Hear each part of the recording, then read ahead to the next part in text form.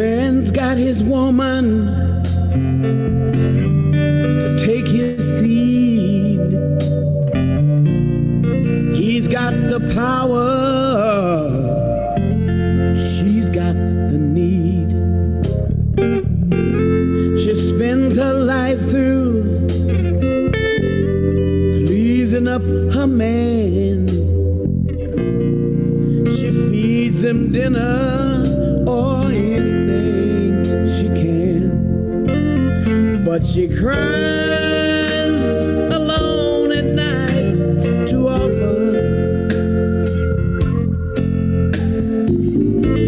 He smokes and drinks and don't come home at all. Only women bleed. Only women bleed. Only women bleed. Only women bleed. Only women bleed. Oh, only women bleed. Only women bleed. Only women bleed. Man makes your hair gray. He's your life's mistake. All you're really looking for is an even break. He lies right at you. You know you hate this game. He slaps you once in a while, then you live in love and pain. But she cries alone at night too often. Smokes and drinks and don't come home at all. Only women bleed.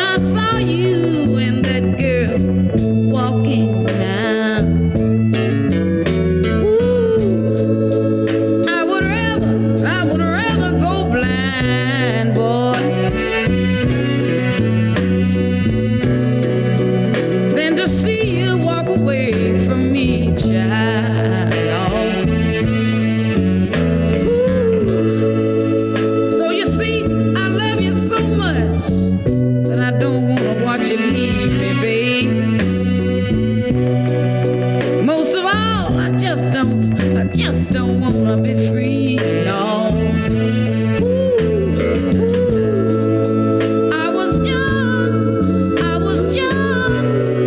was just sitting there thinking of your kiss and your warm embrace, yeah.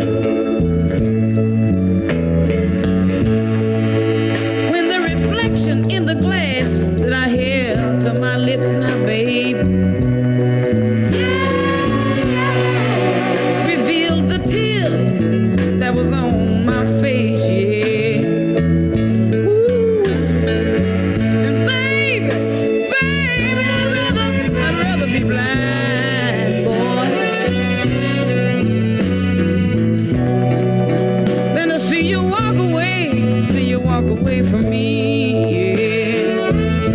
Ooh. Baby, I'd rather be blind.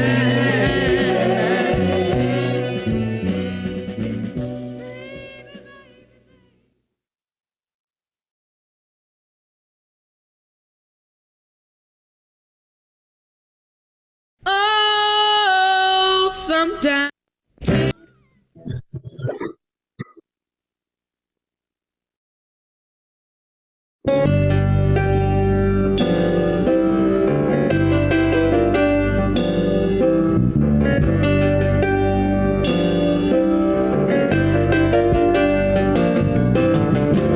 Billy Ray was a preacher's son.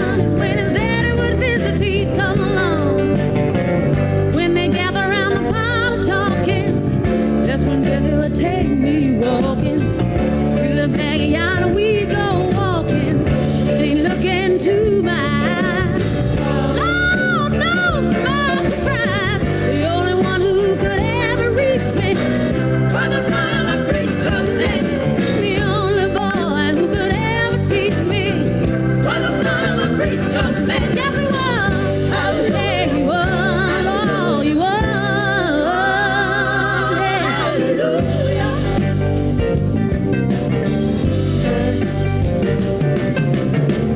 Being good isn't always easy, no matter how hard you try. When it starts sweet talking to me, kiss and tell me everything is alright. Baby, everything is alright. Can I sneak away again tonight now? The only one who could ever reach me was the son of a preacher. I tell you that the only boy who could ever teach me was the son of a preacher man. Yes, he was. Yeah, he was. Oh, he was.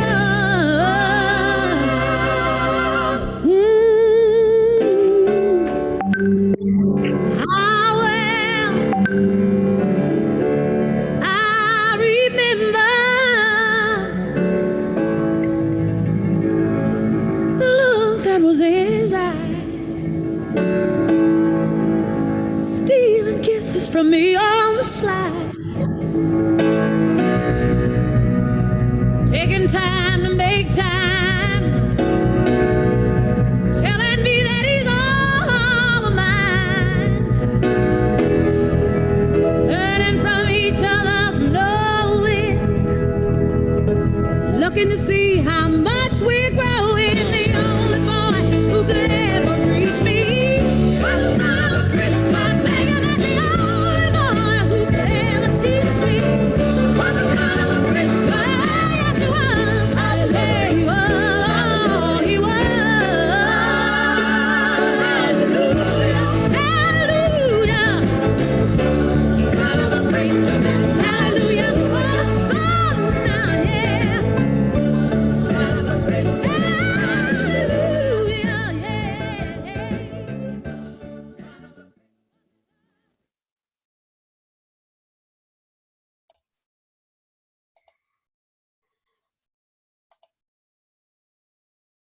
E boa noite, vamos começando.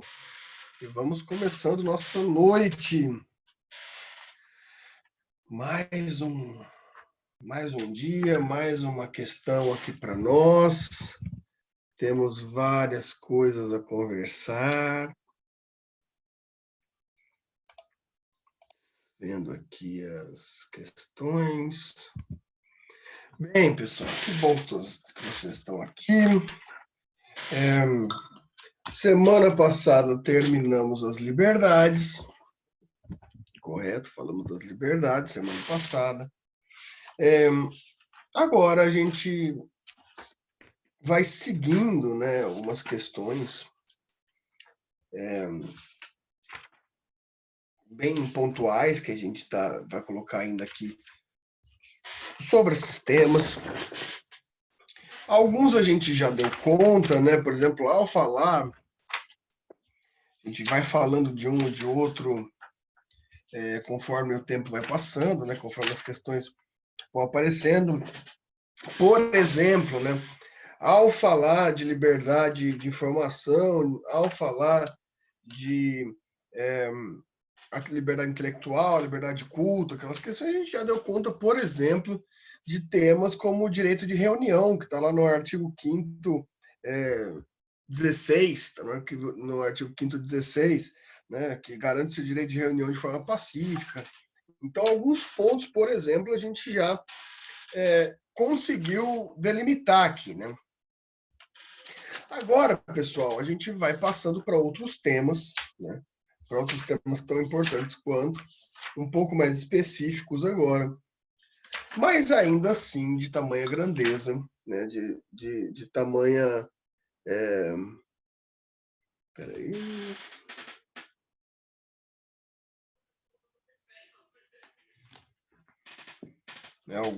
Algumas questões aqui. Pessoal, vamos começar hoje. Esse aqui vamos deixar para um pouquinho mais depois.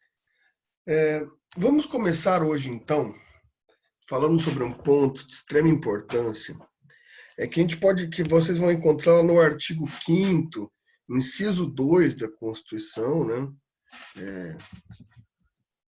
Procurem na Constituição de vocês. Artigo 5º, inciso 2. Vejam só. Lá no artigo 5º, inciso 2, a gente tem o seguinte texto: ninguém será obrigado a fazer ou deixar de fazer alguma coisa senão em virtude de lei. Esse problema para a gente aqui traz uma grande discussão, traz questões pontuais para a gente trabalhar aqui, que esse é o que a gente vai chamar de princípio da legalidade, tá? A gente vai chamar essa questão aqui de princípio da legalidade. Pessoal, o princípio da legalidade é um dos fundamentos do Estado.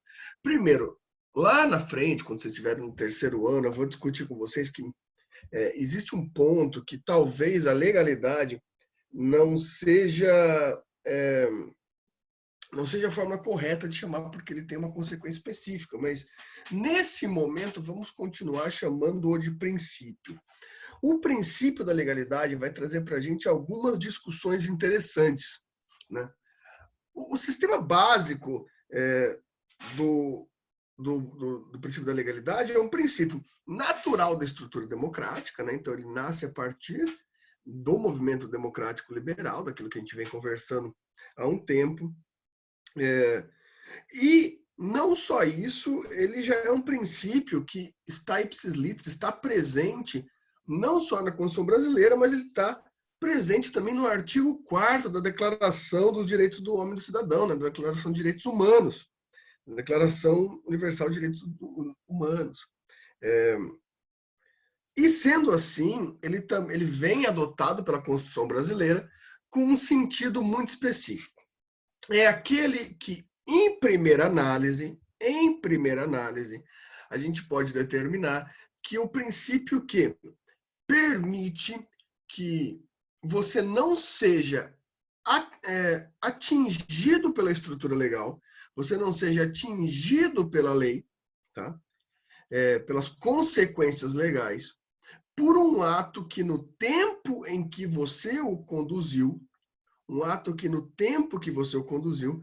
não estava prescrito em lei. Ou seja, aqui, o que o princípio está dizendo para você é que Você só tem obrigações quanto a direito, quanto à estrutura normativa, caso essas obrigações estejam expressas em lei, né?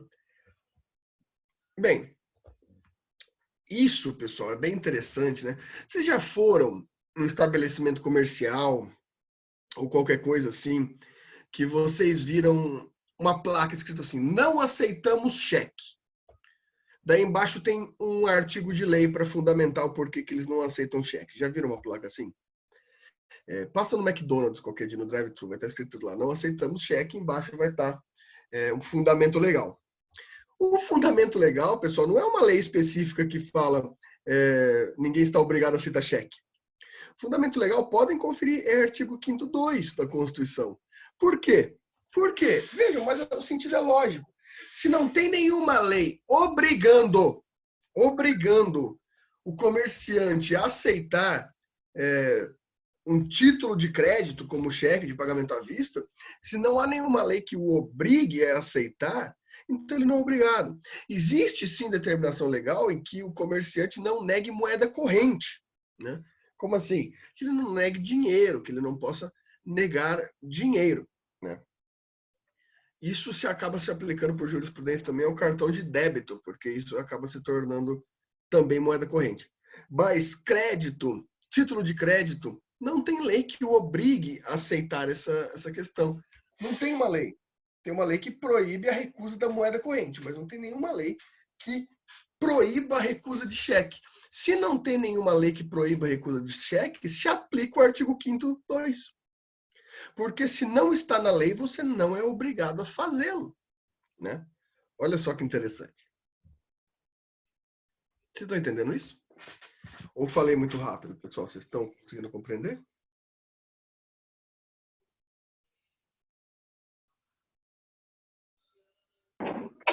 Sim, professor, conseguindo compreender. Beleza, ótimo. Agradeço. Então tá, pessoal. Então agora vamos falar das consequências. As primeiras consequências que a gente vai ter quanto a isso é, primeiro, aqui a gente vai ter uma regra que vai ser aplicada, né? Então a regra derivada do princípio da legalidade é a regra, ó, vou até escrever no chat aqui para vocês, porque a gente vai usar umas palavrinhas específicas, né? Essa regra é uma regra iuris tantum. Vocês não sabem ainda o que significa iuris tantum, né? Iuris tantum é quando a gente quer dizer que alguma coisa é relativa, quando a gente quer dizer que alguma coisa pode ser contrariada pela própria lei. Quando a gente está dizendo que alguma coisa, ela em regra é assim, mas tem exceção. Aí, ó, tá no chat aí para vocês. Então, existe uma primeira regra derivada do princípio da legalidade, que é uma regra iuris tantum, tá? Esse termo, que vai querer dizer para a gente que é uma regra relativa, uma regra que ela, em tese, acontece, mas ela pode ser questionada, que é a regra iuris tantum da irretroabilidade. Escrevi errado aqui. Irretroabilidade. Pessoal, irretroabilidade significa que, em tese, a lei não retroage. A lei não atinge pessoas anteriormente à sua promulgação. Significa dizer assim, hoje eu estou na rua e eu vendo canetas marca-texto na rua, né? Eu vendo canetas marca-texto na rua, como vocês imaginam, fiquei tentando buscar um exemplo e a primeira coisa que eu vi foi uma caneta marca-texto. Mas tudo bem. Então, eu vendo canetas marca-texto na rua. Hoje é dia 20/5/2020. Amanhã, dia 21/5/2020, entra em vigor uma lei que diz que a substância que tem dentro da caneta marca-texto, ela pode ser usada como droga, e por isso está proibida a venda da caneta marca-texto, que vai ser qualificada como tráfico agora. Olha que loucura. Bem, hoje, né, no caso, eu vendia caneta marca-texto. Eu vou ser processado por tráfico? Não, porque em tese, iuris tantum, a lei não retroage. A lei só causa efeitos a partir da sua vigência, né? A partir da vigência da lei. Então, antes, ela não atinge quem cometeu o ato anteriormente, à revogação da lei. Porque antes da lei ter sido promulgada, não havia norma que proibisse o ato. Portanto, no espaço temporal, no tempo, até o dia 20 de 5 de 2020, se aplicava o princípio da legalidade. Então, ninguém pode ser punido, ninguém pode ser atingido pela legislação se não há lei que o proíba. A partir de amanhã, existe lei que o proíba, então, daquele momento para frente, quem comete o ato ilícito responde por ele, mas nunca antes. Né? Vocês estão entendendo o que eu estou falando? Bom, qualquer coisa vocês me perguntam aí, me interrompam a hora que quiser. Com isso, pessoal, mas eu estou falando para vocês, isso é relativo, isso é iuris tantum. Então quer dizer que pode haver hipóteses em que a lei retroaja? Pode sim, pode haver hipóteses. Nossa, mas isso é muito preocupante, né? Se uma lei me retroagir na época do fato, eu não tinha ciência daquilo. Como que eu posso responder por uma coisa que eu não tenho ciência? Bem, pessoal, essa regra significa que uma determinada lei, né, tem efeitos, estou aqui no chat, ex tunc. Efeitos ex tunc. Esses efeitos ex tunc são efeitos que dão a vigência do ocorrido desde um ponto anterior. Eu tô cansado hoje, Adriano. Hoje teve reunião o dia inteiro. Só rolo. Mas vamos que eu tô tomando um cafezão aqui. Isso que manda ver. Se a legislação ela tem efeito ex tunc, ela vai retroagir e vai atingir pessoas mesmo antes. Mas daí você me pergunta, se a lei com efeitos ex tunc ela não seria inconstitucional do ponto de vista do princípio da legalidade? Seria. Se a lei com efeito ex tunc, ela prejudicasse alguém. Então, vejam, a lei com efeito ex tunc, ela pode existir para benefício daquele que está sobre a égide da lei. Por exemplo, existe uma lei que entende que determinada taxa, que determinado imposto é ilegal. Vai lá e revoga essa lei. Essa lei pode ter efeitos ex tunc, porque ela vai dar efeitos, inclusive, para aqueles que já pagaram aquele tributo, para que possam ressarcir aquilo. Então, quando não há prejuízo para a parte, quando é em benefício da parte, a lei retroage. Querem um exemplo mais simples? Vamos supor assim. Vamos pegar um caso concreto. Existe um debate aí sobre descriminalização ou não de drogas. Vamos pensar em usuário, né? Vamos pensar no traficante, né? Vamos supor, porque a população carcerária brasileira tem uma boa parte da população carcerária que está presa por tráfico de drogas. Vamos supor que haja descriminalização do tráfico de drogas. As pessoas que estão presas por tráfico permanecem presas? Se o preso for por tráfico e o crime de tráfico deixar de existir, elas não permanecem presas, porque o crime deixou de existir. Logo, a nova função do tipo penal, ele deixa de existir, logo retroage beneficiando aqueles que seriam, isso com qualquer crime, né? A grande questão interessante da lei criminal é que ela tem essa característica. Se você cometer um crime hoje e amanhã não é mais crime, você vai ser beneficiado por uma lei ex tunc. Então não há prejuízo para o sujeito que está sobre a égide da norma. Então, se a norma ela é promovida com efeitos ex tunc, ela vai incorrer na impossibilidade da aplicação do princípio da legalidade, né, porém, ela só pode ter esse efeito se a norma em questão não vier a dar prejuízo, ou seja, vier em benefício do sujeito, né? Pensem, por exemplo, lembra há 2 anos atrás... Oi, pois não. Pois não, Com Eric. relação a questões orçamentárias de entidades públicas, eu posso, por exemplo, aprovar um crédito orçamentário com data retroativa? Olha só que interessante sua pergunta, né? Porque isso acontece em alguns casos, né?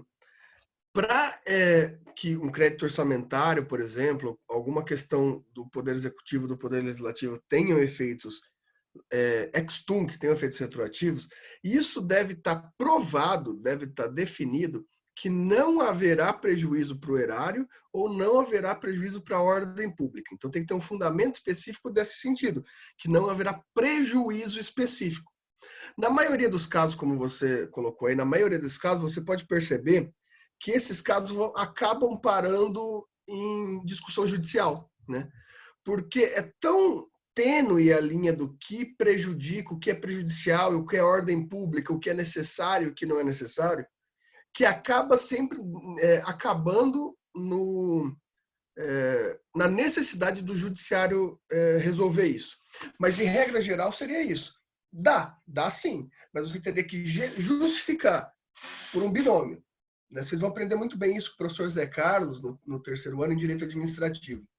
Vocês vão ter que ter a ideia de que não há prejuízo no erário significativo diante do bem comum da ordem pública. Então tem que ter essa justificativa, uma justificativa meio aberta. Então fica muito a critério do judiciário decidir se é possível ter feito ex tunc ou não. Entendeu? Entendi. No fim, acaba sendo um critério meio que político, né? Justamente, essa é uma questão interessante também, porque veja que interessante. Tecnicamente, é interessante que vá para o judiciário, porque, em tese, o judiciário é neutro quanto à estrutura política, né? Então, o judiciário, em tese, ele não tem relações políticas com o legislativo e o executivo, né? Então, pela estrutura democrática, é ótimo que vá ao judiciário decidir. Agora, se o judiciário também tem um conceito político de determinação ou não, daí é um problema estrutural, né? Daí não é necessariamente daí é outro tipo de problema, né? Não é um problema legal esse. Tecnicamente, para o judiciário, ele decidiria, o juiz, o desembargador decidiria isso com mais neutralidade do que a justificativa política, né? Mas ainda assim, tem toda uma relação ampla de interpretação sobre isso. Bom, pessoal, só que em regra, então, a gente já sabe, em regra, então vou até escrever em maiúsculo aqui, em regra, a norma tem efeitos ex nunc. Ex nunc, ou seja, em regra, pelo princípio da legalidade, a norma não retroage. Nunc. É fácil só lembrar, só pensar que nunca retroage, né? Ex nunc, né? Então, em regra, a norma não retroage. Sob exceção, quando há benefício para o sujeito, ela pode ter efeitos ex tunc, ou seja, retroagir.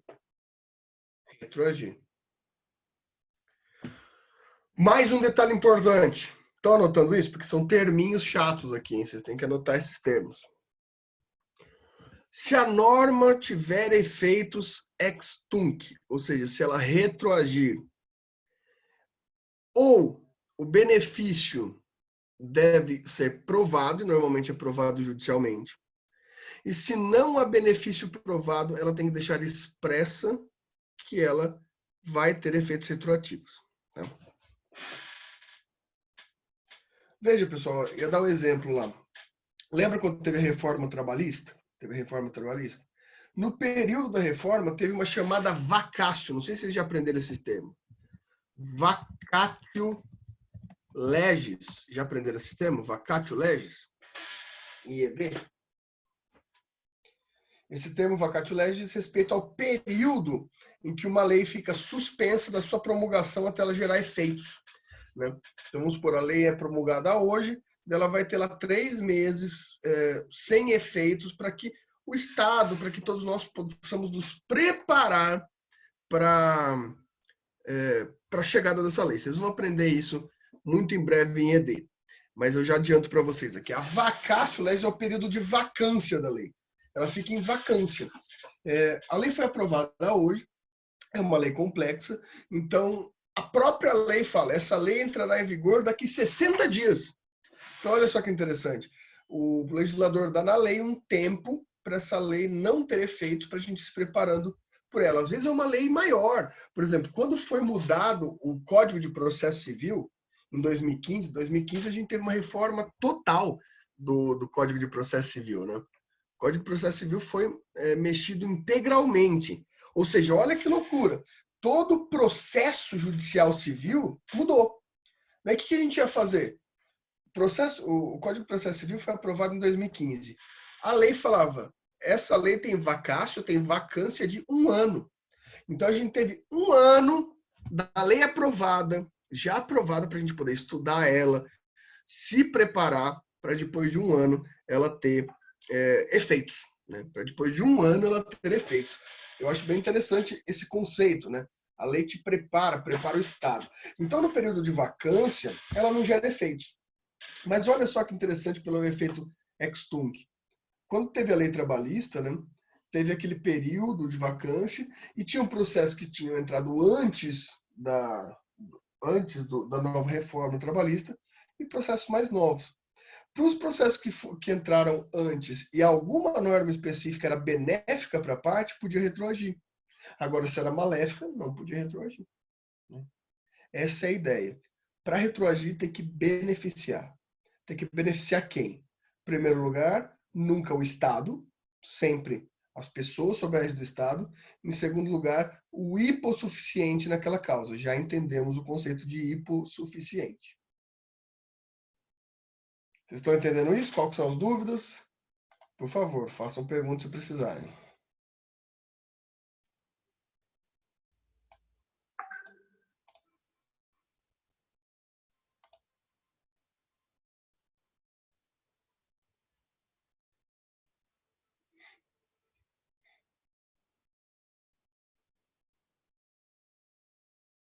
Estou lendo as mensagens de vocês aqui no chat. Adriana, não dá, bicho. Hoje trabalhei o dia inteiro, ainda tenho que enfrentar minhas leituras. Eu tenho um doutorado para terminar. Olha, tô cheio de anotação aqui para cumprir. Hoje a gente dorme tarde.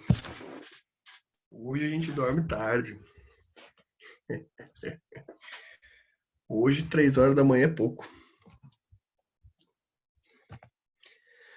Vocês já aprenderam com o grande professor de vocês, Marcelo Piratelli, uma das frases mais importantes que ele diz em toda a carreira dele. Já deve ter dito para vocês. Dormia para os fracos. Dormir para quê? Não, quando ele fala isso na sala, eu falo, gente, como assim? Como assim? Ele fala mesmo, ele falou assim no primeiro dia de aula, o que vocês fazem da meia-noite às 5? O que faz da meia-noite às 6? Exatamente, essa é a pergunta. Tô fora. Não, Eu gente, sou tem hora muito que não fraco, porque eu durmo muito. Mas todo mundo gosta de dormir. O problema, gente, é que essa quarentena tá deixando a gente assim. A gente não tem mais tempo para dormir, né? Não tem mais tempo para dormir. A gente tem trabalho o dia inteiro. Só tem coisa para fazer, nunca vi. Eu lembro que antes da gente sair em quarentena, tinha gente achando que ia ter férias lá na faculdade. Se soubesse o que estava por vir, a gente tava louco. Bom, pessoal, mas ainda assim, aqui a gente pode pensar numa outra estrutura interessante e legal aqui. Peraí que chegou uma mensagem. Quarentena mais corrida. Nossa, Luana, que quarentena louca, hein? Que quarentena louca. E agora, um pouquinho antes de falar com vocês, eu estava reunido com os seus 36 professores. Então, é reunião agora, decidindo o futuro de vocês. Levando, na verdade, estava levando para todas as reclamações e sugestões que vocês me dão todos os dias. Eu estava levando para todos eles. Ó, eu não posso falar para você que eu estou ficando doido, porque eu já estou há muito tempo, né? Minha sanidade já foi pro saco faz muito tempo. Então, Leila, espero que tenhamos, né? Eu, sinceramente, vou falar para vocês, a perspectiva política, os contatos que a gente tem é boa, todo mundo fala que no segundo semestre a gente vai já voltar e etc, né?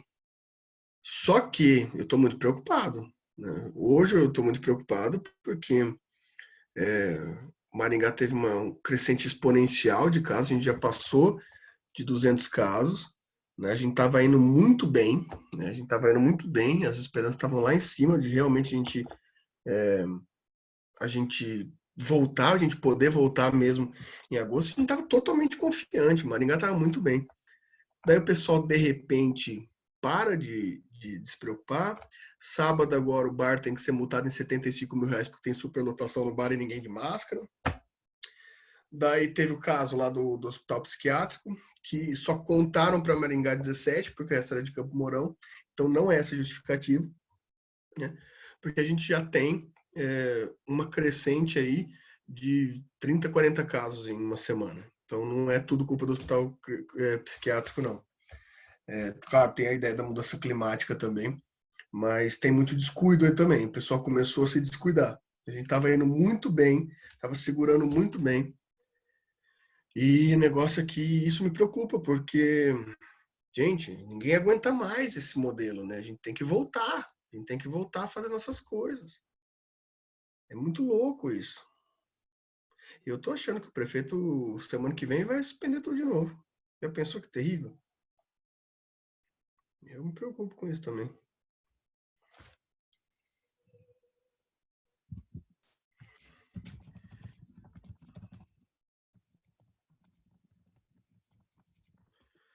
Deixa eu ver se eu tenho...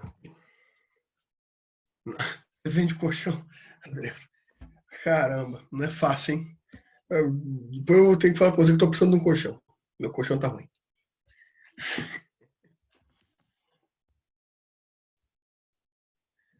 Ah, Leila, espero que seja, viu? Não é possível, cara. Não é possível que a gente não finalize presencialmente. A gente precisa. A minha opinião, Sinara, é que volta. Pelo menos assim, é que eu me baseio muito a opinião pelo que, pelo que a gente conversa tanto com o sindicato, tanto com a prefeitura, tanto com alguns contatos que a gente tem no governo estadual, né? E com outras instituições, principalmente, né? E todos eles dizem que as aulas devem voltar, ainda que gradualmente no presencial, no segundo semestre, né? Então, o segundo semestre, a gente já tinha perspectiva aí de voltar um pouco antes do segundo semestre. Eu acho difícil, mas a perspectiva é que se volte, ainda que gradualmente. Gradualmente que eu digo assim, a gente tem um pouco de aula presencial, um pouco de aula remota, gradualmente, né? A perspectiva é essa. Mas nada que eu não fique preocupado por esse aumento do corona, né? E o problema é que existem alguns alunos ainda que eles ainda não entenderam, eu acho, que isso não é a faculdade que decide, né? Eu recebi algumas cobranças que alunos exigindo que a gente voltasse no presencial. Só que não é uma opção da faculdade, né? É uma legislação, é um decreto legislativo, né? É um decreto do Poder Executivo que proíbe que a gente faça aula, né, presencial. A gente também gostaria muito de voltar no presencial. Pois é. Pelo que a gente vem falando, Leila, provavelmente as faculdades voltam antes do ensino básico, né? Então, provavelmente até setembro a gente volta, sim. Eu acho que já em julho a gente volta gradualmente. pelo menos. Eu espero. A gente precisa voltar para a sala de aula. Bom, mas vamos falar agora de uma questãozinha interessante. Eu estou tentando achar uma imagem aqui que facilite entendimento para vocês. Repristinação. Deixa eu ver se a internet me dá alguma imagem aqui. Nossa, só imagem ruim. Eu podia ter uma... Sabe o que eu vou fazer? Existe Paint ainda? Existe aquele negocinho de... Existe. Vocês vão ver a loucura que eu vou fazer aqui agora. Eu vou abrir uma lousa digital aqui no negócio de desenhar. Pessoal, mas vamos que vamos. Cadê? Como que eu faço daqui? Ué, cadê? Ah, tem um whiteboard aqui. Olha só que beleza. Tem uma lousa no próprio Zoom. Por essa eu não esperava. Bom, pessoal. Então vamos lá. Eu quero falar para vocês aqui. Nossa, eu realmente não sabia que tinha uma lousa no Zoom. Se eu soubesse, tinha feito outras coisas antes. Dentro desse princípio da legalidade, a gente tem que estudar uma questão chamada efeito da repristinação. Efeito da repristinação. Esse efeito para a gente aqui é bem importante, tá? Efeito da repristinação. Pensemos comigo, né? Onde que eu desenho aqui com o negócio? Isso aqui é uma flecha. Não quero uma flecha. Vocês veem que eu estou aprendendo ainda, hein? Bom, imaginar aqui, ó. Essa cor, que cor feia. Mas tá bom. Sabe o que isso aqui é? Isso aqui é uma lei. Essa lei eu vou chamar de lei A. Tá? Essa é a lei A. De repente, tem um quadradinho perfeito aqui. Agora sim, hein? Vem a que eu vou chamar aqui de lei B. E essa lei B tem um artigo lá no final dela que revoga a lei A. Entenderam? Então, olha só que interessante. Existia a lei A, vem a lei B, e tem um artigo lá na lei B que revoga a lei A. Então, esse artigo da lei B revogou. O que significa revogou? Cancelou a lei A, certo? Beleza. Tempo se passa. E a gente tem uma terceira lei. A gente tem uma terceira lei, que é a lei C, que tem um artigo que revoga a lei B. Então, a gente tem na lei C um artigo que revoga a lei B. Então, revoga a lei B.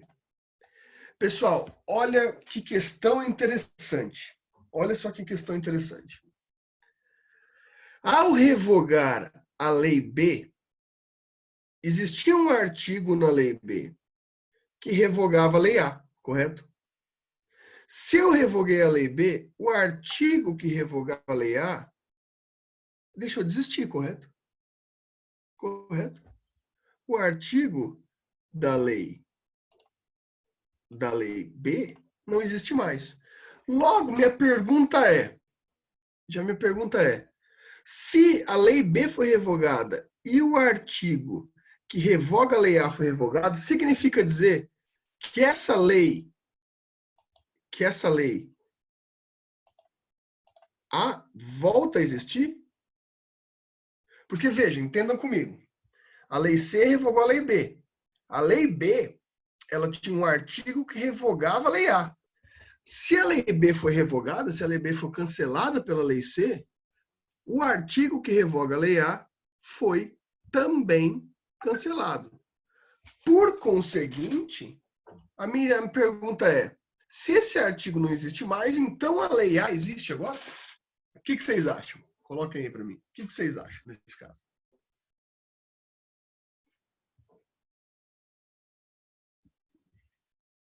Olha, professor, o professor que está dormindo 1 hora por noite está melhor que eu. Não consigo raciocinar nisso aí, não. Estou meio devagar. Ó, eu vou repetir. Vou repetir para vocês. Até vou marcar aqui com outra cor. Existia a Lei A. Veio a Lei B, né? E cancelou, revogou a Lei A. Daí veio a Lei C e cancelou a Lei B. Entretanto, a questão interessante aqui, ó, a gente tem o que revogava essa primeira lei, a Lei A, era um artigo da Lei B que foi cancelada. Sendo assim, se esse artigo for cancelado, pela lógica, a Lei A volta a existir. Entenderam? Entenderam isso? Entenderam, mas não entendem isso. Porque a questão é, a Constituição brasileira, em especial a Lei de Introdução às Normas do Direito Brasileiro, achou que isso poderia dar uma insegurança jurídica. Por que insegurança jurídica, pessoal? Porque o problema das leis brasileiras é que não existe só uma revogação expressa. Como assim, pessoal? Ó, vou escrever nessa lousa aqui, legal.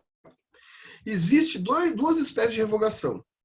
A revogação expressa e a revogação tácita.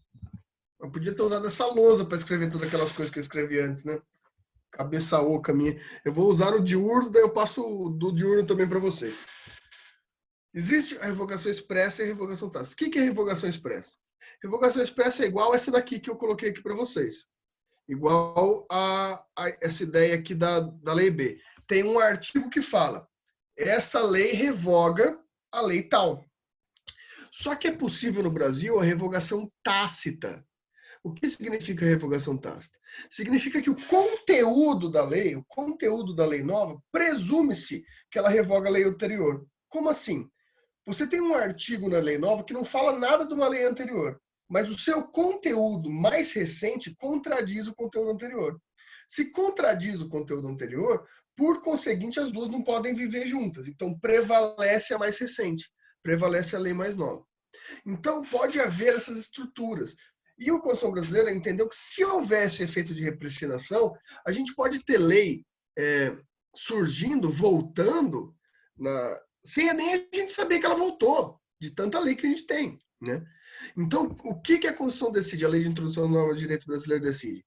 Só pode ter efeito de repristinação, ou seja, uma lei que revoga a lei anterior, dá vida de volta a uma lei anterior ainda, se essa lei C tiver escrito assim, ó, expressamente, artigo, revoga a lei B e dá validade, ou dá vigência, ou em vários textos possíveis, né? E retorna-se a lei A. Então, sim, é possível isso acontecer, pessoal, a repristinação acontecer, desde que expressa na lei. Desde que expressa na lei. É possível desde que expressa na lei. Vocês estão entendendo? Falam para mim se vocês entenderam ou façam perguntas.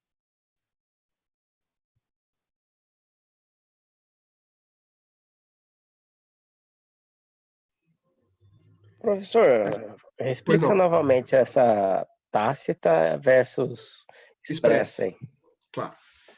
Revogação expressa é simples. Revogação expressa está escrito na lei. Então vamos supor, a lei 9.500 revoga, daí no artigo 12 da lei 9.500 está escrito lá. Esta lei revoga a lei 4.100. Então a revogação expressa, ela está no próprio texto da lei, está declarada a revogação da lei anterior. Está declarada a revogação da lei anterior. Então está expresso na lei. A revogação tácita não está expressa na lei. É realmente esquisito de entender isso daqui, Adailton. Não é difícil de entender, mas é esquisito, não faz sentido, sabe? Mas existe. É mais ou menos assim. A lei em 1900 e tanto revogou a lei em 900 e pouco. Sabe por quê? Estava escrito? Não estava escrito. Mas é porque o texto dessa lei aqui, da lei nova, é contraditório, contradiz o texto da lei antiga. Não tem nada escrito em lugar nenhum que essa lei anterior foi revogada. Mas como existe uma lei nova que diz o contrário da lei velha, se entende, se presume a lei velha como revogada, tacitamente. Você imagina o rolo que isso causa? Vocês vão estudar muito em breve também não, vai ser no 4º ano. Vocês vão estudar uma matéria chamada Direito Previdenciário. Muita gente gosta. Eu detesto o direito previdenciário, eu não entendo nada de direito previdenciário. Se vocês tiverem com uma dúvida de aposentadoria, dessas coisas, não perguntem para mim, porque eu não sei direito previdenciário, nada. Eu não gosto dessa matéria. Mas tem gente que adora, é incrível. Direito previdenciário é assim. Direito previdenciário tem um monte de lei revogada tacitamente. Então, você vai estar folheando sua legislação lá, daí seu professor vai falar: o artigo tal não existe mais, porque ele foi revogado tacitamente. Daí você vai falar: não, ele está aqui, ele está válido. A lei está falando para mim que ele existe. Esse professor fala: não, mas é que teve uma revogação tácita. A outra lei, uma lei tal, revogou esse artigo porque contradiz o artigo, e uma lei nova permanece sobre a lei anterior. Então, olha o caos que isso gera. Isso gera uma loucura, gente.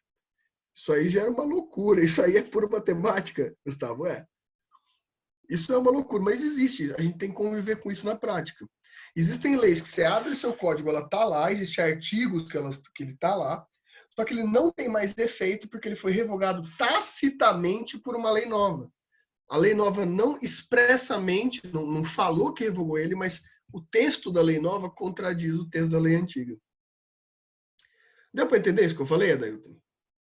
Ou você quer fazer mais uma pergunta para ficar mais claro?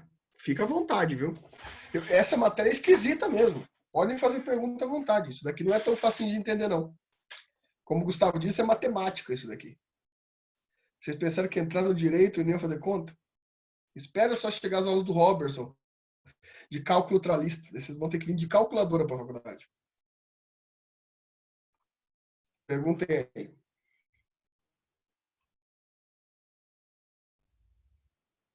Puta, tô fã dessa lousa aqui. Vou começar a usar essa lousa em todas as aulas agora.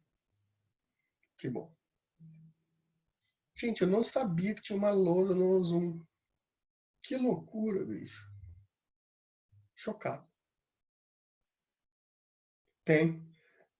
Vocês vão ter direito de trabalho, né? Com o Robertson Bianca. E vocês vão ter um bimestre inteiro de uma matéria que chama cálculo trabalhista, que é a coisa mais difícil que eu já fiz na minha vida. Eu não sei fazer cálculo trabalhista. Até hoje. Eu não sei, eu não trabalho com direito de trabalho também, né? Mas eu nunca aprendi. E para fazer prova, você tem que levar calculadora. Calculadora daquelas científicas, sabe? Aquelas calculadoras loucas lá. Senão não dá certo as contas. A sorte, Bianca, é que isso você vai passar só na faculdade. Porque na sua vida prática, existem hoje programas que você compra que eles fazem o cálculo para você. Né? Mas na faculdade você tem que aprender como faz. Então dá trabalho. Tirando tributário, né? Que também vai ter um monte de cálculozinho chato lá. Sucessão? Sucessão é 4º ano, direito de família. E sucessões, com o professor Luciane. É legal. Legal mesmo, sucessão. E aí, pessoal, dúvidas?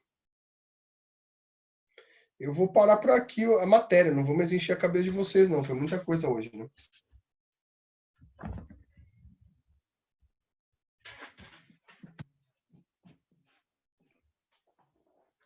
Dúvidas? Façam perguntas.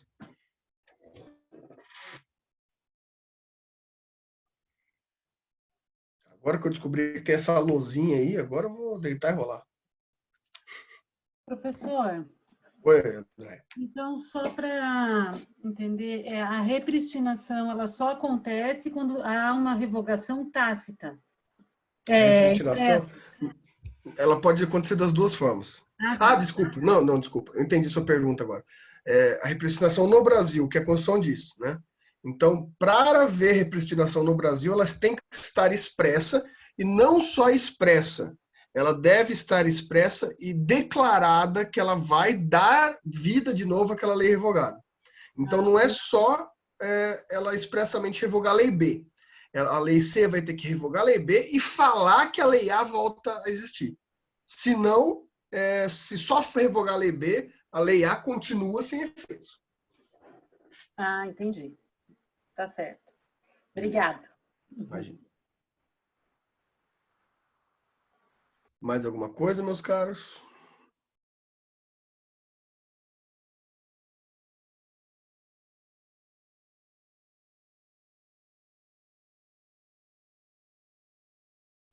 Bem, então tá. Então, boa noite para vocês. Até semana que vem. Estou à disposição no grupo aí. Qualquer pergunta, qualquer questão. Muito obrigado pela presença de todos vocês. Os 17 aqui presentes. Muito obrigado. E até logo. Vocês ficaram com medo da chamada, né? Sabia que vocês iam ficar com medo da chamada quando eu falei de chamada e aparecer mais gente aqui. Tchau.